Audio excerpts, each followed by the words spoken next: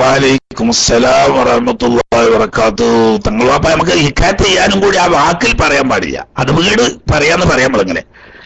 ഹബീബ് റസൂലുള്ളാഹി സ്വല്ലല്ലാഹു അലൈഹി വസല്ലമ തങ്ങളുടെ നൂറ് വഹിച്ചു വന്ന് അത് അള്ളാഹുവിന്റെ തൃപ്തി പ്രകാരം നിശ്ചിത ഗർഭാശയത്തിൽ നിക്ഷേപിക്കാനുള്ള മഹത്തായ സൗഭാഗ്യം അല്ലാഹു തആല ഒരു പുരുഷന് കൊടുത്തിട്ടുണ്ടെങ്കിൽ അതിലും വലിയൊരു കറാമത്ത് ലോകത്ത് വേറെ ഇല്ല.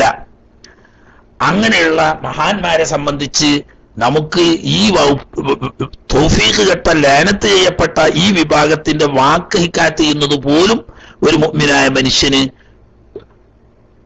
അവന്റെ കൽബ് സമ്മതിക്കും തോന്നില്ല. അതുകൊണ്ട് നമ്മൾ പറയാ, എന്നാൽ ഹദീസ് തങ്ങൾ വാപ്പ ചോദിച്ചേക്ക് അങ്ങനെ ഒരു ഹദീസ് ഉണ്ട്, ആ ഹദീസ് സഹിയാണ് താനും, ഇന്ന അബീ വ അബാക ഫിന്നാർ എന്ന്. പക്ഷെ അതിനെ സംബന്ധിച്ച് ഒരുപാട് പറഞ്ഞിട്ടുണ്ട് ബഹുമാനപ്പെട്ട ഇമാം സുയൂത്തി റളിയല്ലാഹു തആല അൻഹു മസാലിക്കുൽ ഹുനഫാ ഫി വാലിദയിൽ മുസ്തഫ സല്ലല്ലാഹു അലൈഹി വസല്ലം എന്ന പേരിൽ ഒരു കിതാബ് തന്നെ ഈ വിഷയകമായി ബഹുമാനപ്പെട്ട ഇമാം സുയൂത്തി റളിയല്ലാഹു തആല അൻഹു തങ്ങൾ രചിച്ചിട്ടുണ്ട്. ഞാൻ അതിന്റെ ചുരുക്കി പറയാം. ഒരു അറാബിയായ ഒരു സ്വഹാബി വന്നിട്ട് ഹബീബ് റസൂലുള്ളാഹി സ്വല്ലല്ലാഹു അലൈഹി വസല്ലം തങ്ങളോട് ചോദിക്കുകയുണ്ടായി. അദ്ദേഹം പിതാവിനോട് വലിയ സ്നേഹവും ബഹുമാനവും ഉള്ളവരായിരുന്നു, ഈ അറബിയായിരിക്കുന്ന ഈ സ്വഹാബി. പക്ഷേ ദൗർഭാഗ്യവശാൽ ആ പിതാവ്, ആ സ്വഹാബിയുടെ പിതാവ് തിരുനബി സല്ലല്ലാഹു അലൈഹി വസല്ലം തങ്ങളുടെ ആഗമനത്തിന് ശേഷം ഇസ്ലാം മതം സ്വീകരിക്കാൻ ഭാഗ്യം കിട്ടാതെ മരണപ്പെട്ടവരിൽപ്പെട്ട ആളാണ്. അഥവാ കാഫറായിട്ട് മരിച്ചു. നബി സല്ലല്ലാഹു അലൈഹി വസല്ലം തങ്ങളുടെ ആഗമനത്തിന് ശേഷം ഇസ്ലാം സ്വീകരിക്കാതെ മരിച്ച ആളാണ്. പക്ഷെ ഈ അറാബിയായിരിക്കുന്ന ഈ സ്വഹാബി അദ്ദേഹത്തിന്റെ വാപ്പയോടുള്ള വല്ലാത്ത സ്നേഹം കൊണ്ട് മുമ്പ് ഒരിക്കൽ നമ്മളോട് തന്നെ പാലക്കാട് ആ ഭാഗത്തുള്ള ഒരാള് ചോദിച്ച്, നമുക്കൊക്കെ അറിയാം, നമ്മൾ കേട്ടിരുന്ന നമ്മൾ വരെ കരഞ്ഞുപോയി. കാരണം അത്രയും പിതാവിനോടുള്ള സ്നേഹവും ബഹുമാനവും.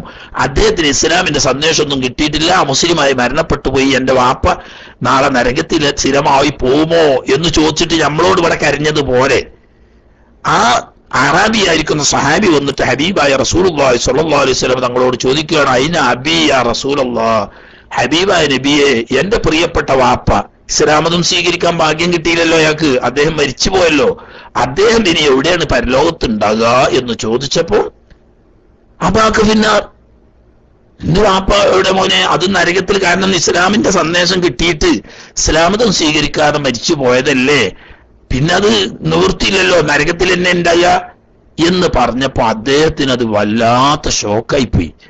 പടച്ചോനെ, എന്റെ വാപ്പാന്റെ വിവരക്കേട് കൊണ്ട് ഇസ്ലാമതം സ്വീകരിക്കാതെ കാഫറായി മരിച്ചു, ഇനി കാലാകാലം നരകത്തിലാണ്.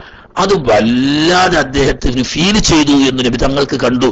അദ്ദേഹം കണ്ണീരൊഴുക്കിക്കൊണ്ട് തിരിച്ചു പോകുന്നത് കണ്ടപ്പം അദ്ദേഹത്തെ തിരിച്ചു വിളിച്ചിട്ട് അദ്ദേഹത്തെ സമാധാനിപ്പിച്ചുകൊണ്ട് പറഞ്ഞതാണ്, ഇന്ന അബീ വ അബാക ഫിന്നാർ, മോനെ നീ അങ്ങനെയൊന്നും വിഷമിക്കണ്ട, പരിശുദ്ധ ദീനുൽ ഇസ്ലാമിന്റെ സന്ദേശം വന്ന് അള്ളാഹുവിന്റെ തിരുദൂതർ സ്വല്ലല്ലാഹു അലൈഹി വസല്ലമ തങ്ങളെ മനസ്സിലാക്കിയിട്ട് ഇസ്ലാം സ്വീകരിക്കാതെ മരണപ്പെട്ടു പോയാൽ ആരാണെങ്കിലും മോനെ നരകത്തിലാണ്. എന്നെ 8ാമത്തെ വയസ്സ് മുതൽക്ക് എനിക്ക് 8 വയസ്സായ അന്ന് മുതൽക്ക് എന്നെ പോറ്റി തീറ്റി സ്വന്തം മക്കളെക്കാളും സ്നേഹവാത്സല്യത്തോടു കൂടി എന്നെ വളർത്തിയെടുത്ത് എനിക്ക് 51 വയസ്സാകുന്നത് വരെ സ്വന്തം പിതാക്കൾ പോലും ചെയ്യുന്നതിനേക്കാൾ ത്യാഗം ചെയ്ത് കഷ്ടപ്പെട്ട എന്റെ പ്രിയപ്പെട്ട പിതൃവ്യൻ, അദ്ദേഹം നരകത്തിലാണല്ലോ മോനെ, അങ്ങനെ കണക്കാക്കിയാൽ മതിയല്ലോ നീ അത്. അഥവാ മൂത്താപ്പയാവുന്ന അബൂ താലിബ് തങ്ങളവറുകള് ഒരു കാഫറാണെന്നൊന്നും നമ്മൾ അങ്ങനെയാണ് പറയാൻ കേട്ടോ. ഹക്ക് മനസ്സിലാക്കുകയും ആ മനസ്സിലാക്കിയത് കൽബിൽ ഉറപ്പിക്കുകയും ചെയ്ത ആളാണ്. പക്ഷെ എന്തോ ഒരു ദുരഭിമാനത്തിന്റെ പേരിൽ ഷഹാദത്ത് കലിമ നാവുകൊണ്ട് ചെല്ലിയില്ല. അതുകൊണ്ട് അദ്ദേഹം ഫാസിഖാണെന്നേ വരുള്ളൂ. ഫാസിഖായാലും നരകത്ത് കിടക്കുമല്ലോ, അത് കഴിഞ്ഞാൽ സലാമത്താവും എന്ന് നമുക്ക് പ്രതീക്ഷിക്കാം. ഏതായാലും ആട്ടെ, ഈ പിതൃവിനെ സംബന്ധിച്ച് അബ് എന്ന് പറയും, അത് ഖുർആൻ തന്നെ സാക്ഷിയാണ്. നഅ്ബുദു ഇലാഹക വ ഇലാഹ ആബായിക ഇബ്രാഹിം വ ഇസ്മായിൽ വ ഇസ്ഹാഖ ഇലാഹ വാഹിദ എന്ന് യാക്കൂബ് നബി അലൈഹി സ്വലാമിന്റെ മക്കൾ പറയുന്നുണ്ട്. പിതാവ് എന്ന പ്രയോഗത്തിൽ പിതൃവ്യന്മാരും പെടും.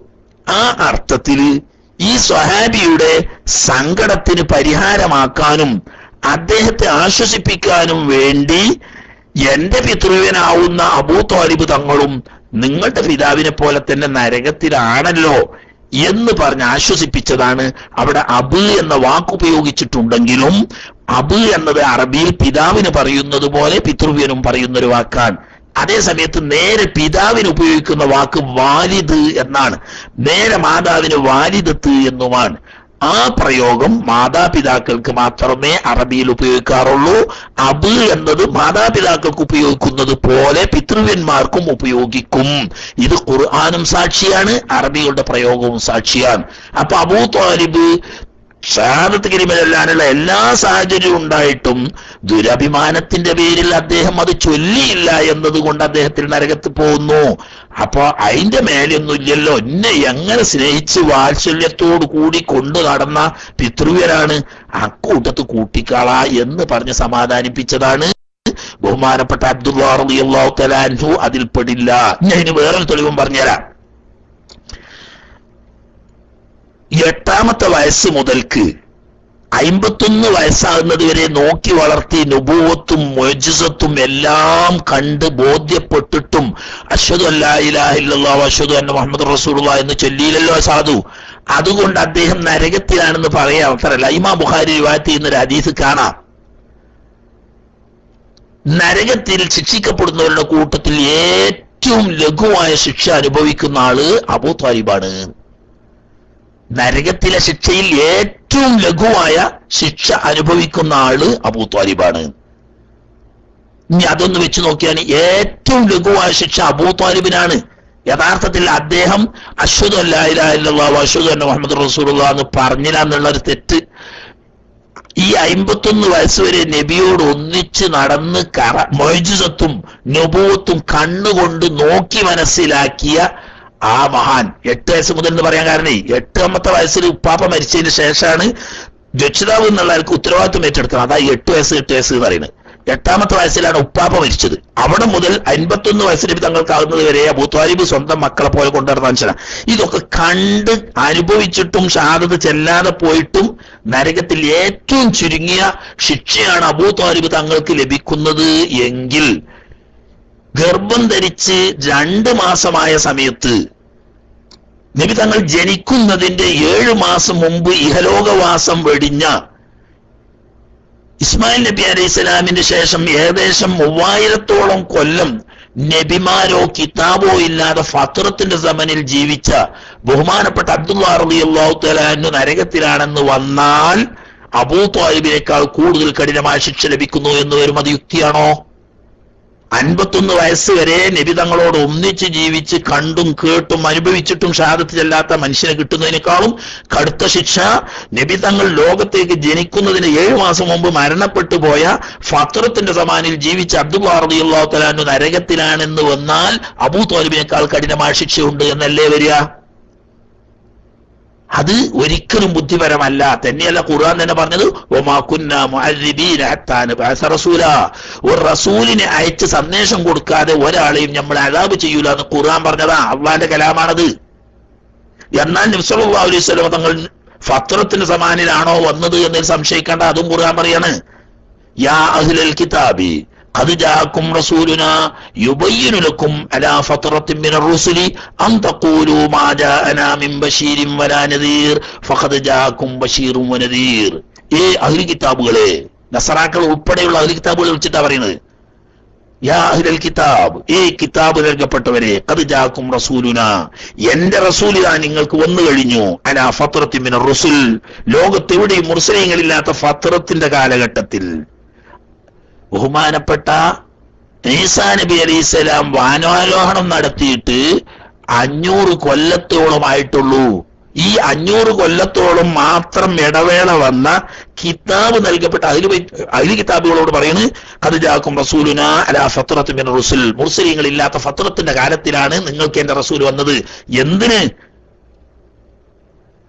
നിങ്ങൾ അം തഖൂലു യൗമൽ ഖിയാമത്തി മാ ജാഅനാ മിൻ ബശീരിൻ വലാ നദീർ, നബിയെ, അള്ളാഹുവേ, ഈസാ നബി അലൈഹി സ്വലാം ആകാശത്തേക്ക് പോയതിന് ശേഷം ഞങ്ങൾക്ക് പിന്നെ സന്തോഷ വാർത്ത അറിയിക്കാനും താക്കീത് ചെയ്യാനും മുർസലീങ്ങളൊന്നും വന്നിട്ടില്ല എന്ന് നാളങ്ങൾ പറയരുത്. ഫഖദ് ബഷീർ വനദീർ. ഇത് അപ്പൊ നിങ്ങൾക്ക് മക്കയിൽ ബഹുമാനപ്പെട്ട മുഹമ്മദ് സല്ലല്ലാഹു അലൈഹി വസല്ലം തങ്ങൾ സന്തോഷ വാർത്ത അറിയിച്ചുകൊണ്ടും താക്കീത് നൽകിക്കൊണ്ട് വന്നിരിക്കുന്നു.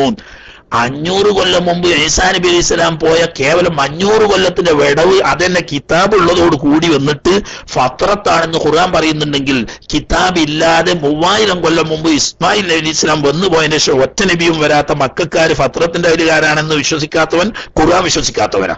അപ്പൊ ഖുർആനിൽ ഫത്രത്തിന്റെ അഹലുകാരാണെന്ന് പറഞ്ഞ ആളുകളെ പറ്റി അള്ളാഹ് പറയുന്നത് റസൂല, ഒരു റസൂലിനെ അയക്കാതെ നമ്മൾ ഒരിക്കലും ഒരാളെയും ശിക്ഷിക്കുകയില്ല.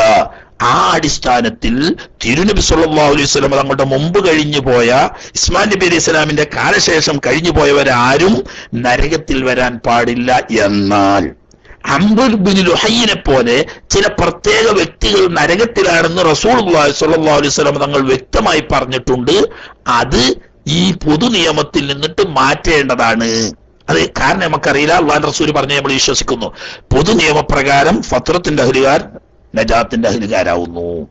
ഓക്കെ, അധികം നീണ്ടാല് പിന്നെ ആകെ കൺഫ്യൂഷൻ ആവും. ഒപ്പം പറഞ്ഞേ മതിയാവുമെന്ന് മനസ്സിലാക്കുന്നു.